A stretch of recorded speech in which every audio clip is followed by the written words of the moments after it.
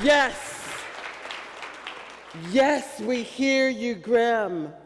Students caught up in the school-to-prison pipeline, we hear you. Students trapped in a seemingly endless cycle of poverty, we hear you. The NEA hears you. And we will do everything in our power to make things better, even shout at the top of our lungs until America hears you.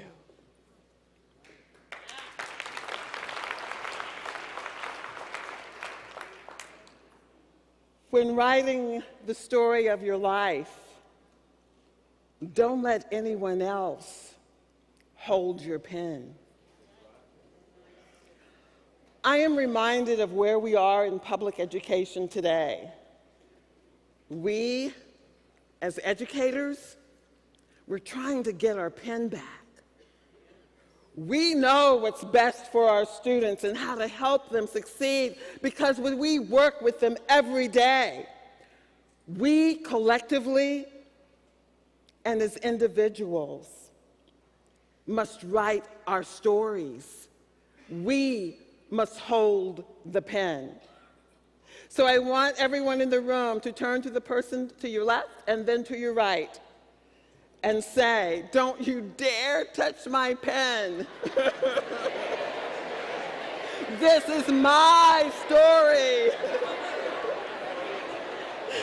So please, get your own pen. And our stories together. Our stories together will help shape the future. You know, as educators, this is the greatest lesson we can learn on our leadership journeys. We must hold the pen. We must forge our way. And we must author our own stories. The moment we allow someone else to author our stories, our future not only becomes their decision, but we have also failed our professional responsibility and our moral obligation.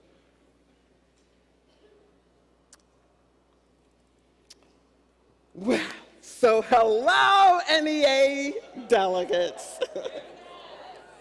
How are we doing this morning? Hasn't this been an amazing summit?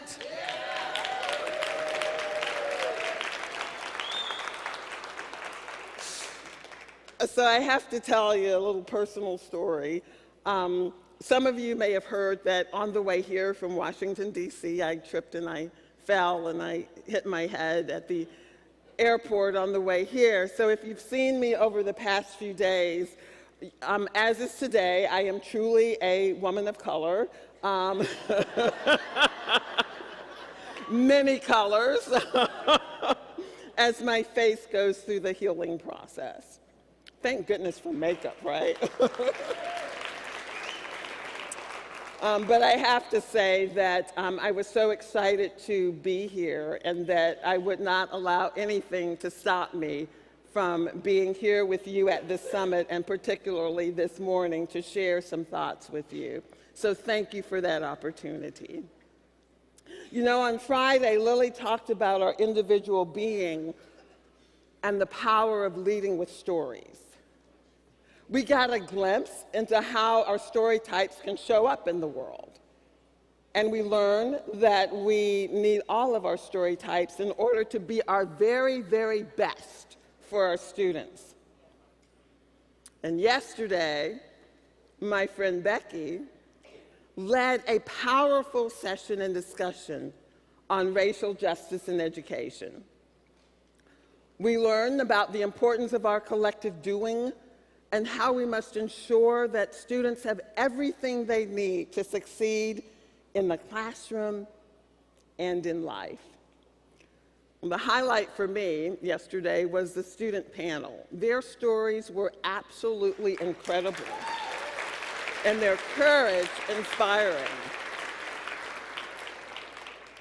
I think we need to create more opportunities to hear from them, because it is their voice and their stories that are the bridge to creating better learning opportunities and greater outcomes.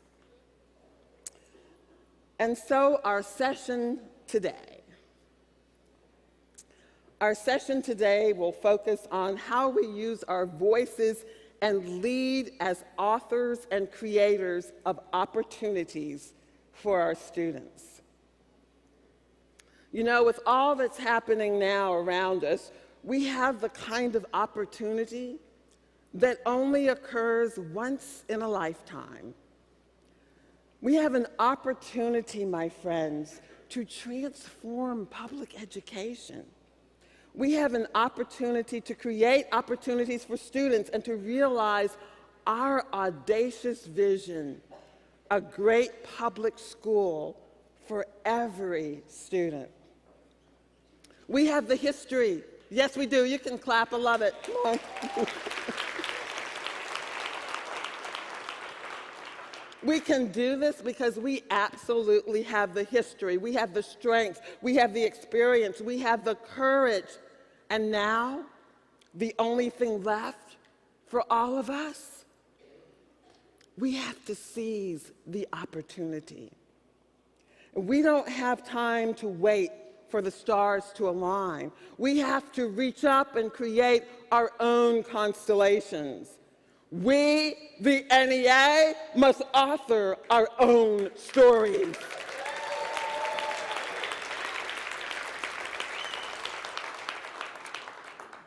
You know, we've actually done it already. We authored the Every Student Succeeds Act, which was a vast improvement over its predecessor, No Child Left Untested.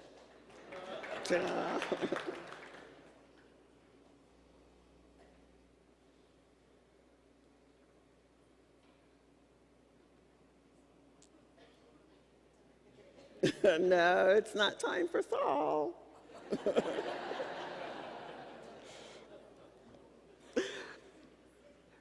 When we authored the Every Student Succeeds Act, we said that here is what the law should say and look like for our students. Here is what it means to serve our kids. We created something that did not exist. We authored a real opportunity. And you know how we did it? We did it through organizing. You know what?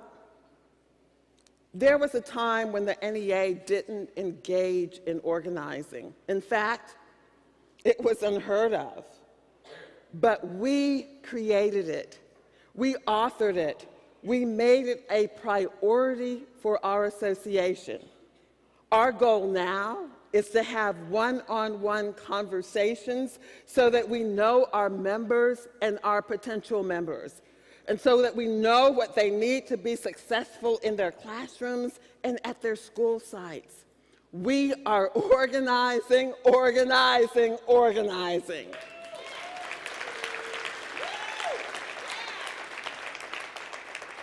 So let me tell you how I used my voice and authored change. And I learned early on in my career that when we join our voices with others, you know what I'm talking about, collective voice.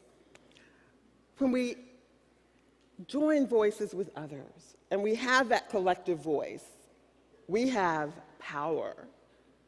And it was at that moment that I realized I was part of something bigger than just an educator in the Louisa County Public Schools in Virginia. I was part of the Louisa County Education Association. That made me powerful. And my power didn't stop there, because I was a part of the Virginia Education Association. You can tell where they're sitting, right? Through VEA, I was a part of a network of affiliates that totaled over 3 million strong. One voice, one purpose, one vision, one mission to advocate for education professionals and to unite our members and the nation to fulfill the promise of public education.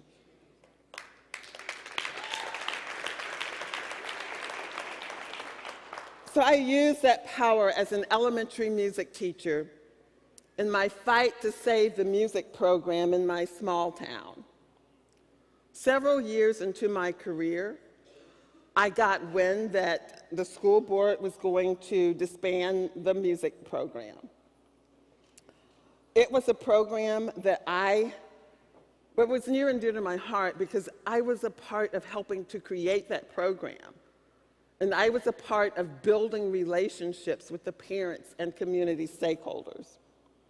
And as someone who played the clarinet and bassoon, give it up for the woodwinds, yeah.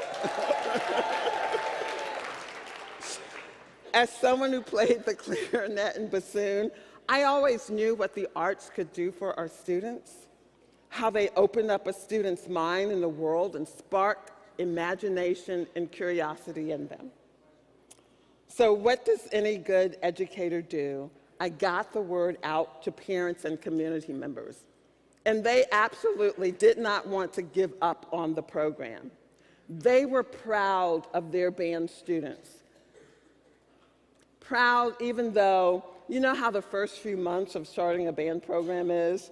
It's pretty horrendous. You know, you've heard it, squeak, squawk, eek, awk. If you ever had a child who's been in the band program, or even if you've lived in the neighborhood, you've heard it, right? Well, after a long battle, a long fight, I won.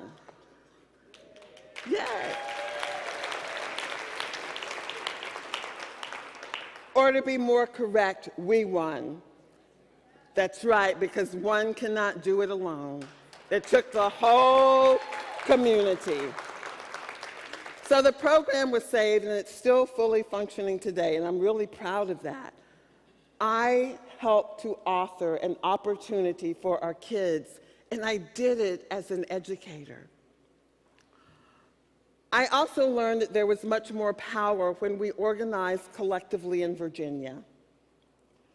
As Virginia Education Association president, we organized parents and communities for what we called our Brighter Futures for Virginia's Children campaign. And we won the largest increase in public education in history, $1.5 billion, yes, billion with a B, dollars of new money for public education. And how we did that? We didn't wait for permission to create opportunities for our kids. We authored change because we refused to allow anyone else to hold our pen. Each of you has a personal story. Each of you has a story that led you to engage in the union. You're here today. So for some of you, it was a hard-charging, dynamic leader who made you think that you and the union work that you did could change the world. And you believed it. Others of you might have experienced a terrible indignity in your life or your workplace that helped you find your voice. And that was what led you to the union. Still others may have been looking for an opportunity of being part of something bigger than yourself. For some, like me, it could have been through your own life experience that got you here.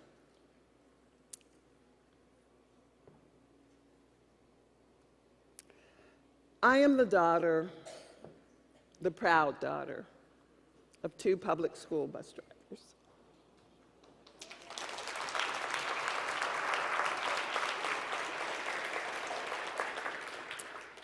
There are two people whom I loved and admired more than words could ever express.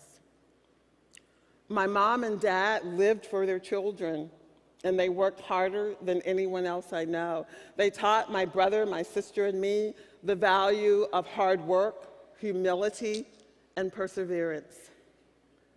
And like all parents, they wanted us to have a life that was better than their own. You know what? And they believed that that life was through a great public education. And that's what they instilled in us.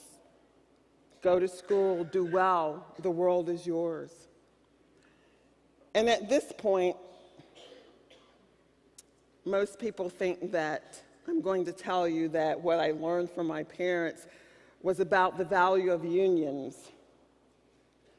I did, that's true in a way, but probably not in the way that you think. You see, my parents didn't have the option of belonging to a union. They lived in Virginia, a right-to-work state, and at that time denied them of a collective voice. It denied them the opportunity to earn fair wages and good benefits, and quite frankly, I believe it denied them the opportunity to reach their full potential. Because you see, someone else held their pen and was authoring their story. And because of that, their lives were largely defined by sacrifice and not by opportunity. It breaks my heart when I think about how their lives might have been different if they had been represented by a union like ours, a union that could have given them voice and authorship to their hopes and dreams. So sisters and brothers, I say to you that we have a union so that the lives of educators and our students won't be defined by sacrifice, but by opportunity. And that's why I do what I do. That's why I joined the union and ran for elected office, because I wanted to hold the pen and create opportunities for educators and students.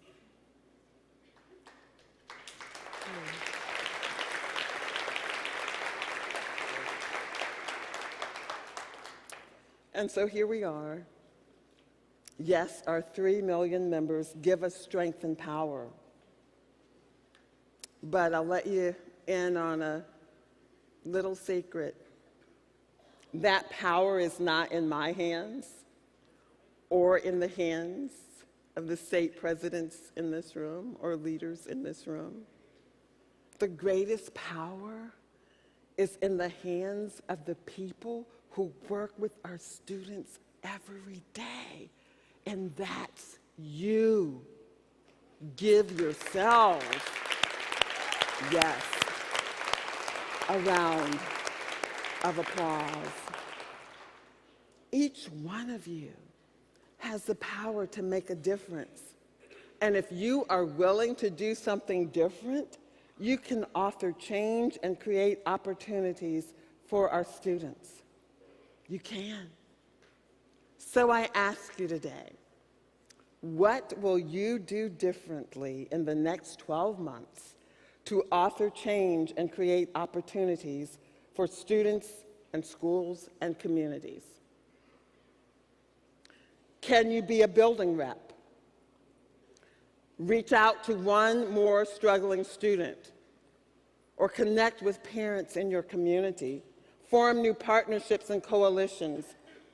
What I'm asking you is I'm asking you to do something different that will make a difference. I'm asking you to hold the pen and author your own stories. I want you to hold the pen like Rosa Parks, one woman who decided she would not cede her power by lying down, but by sitting down. She was the author and spark of a great movement around this country, one that gave power and sustenance to a young preacher named Martin Luther King Jr. I want you to hold the pen like Mother Jones, who didn't have collective bargaining in her time. But she chose not to mourn, but to fight like hell to do what was right for working families. That's how we author change and use our voices to create opportunities.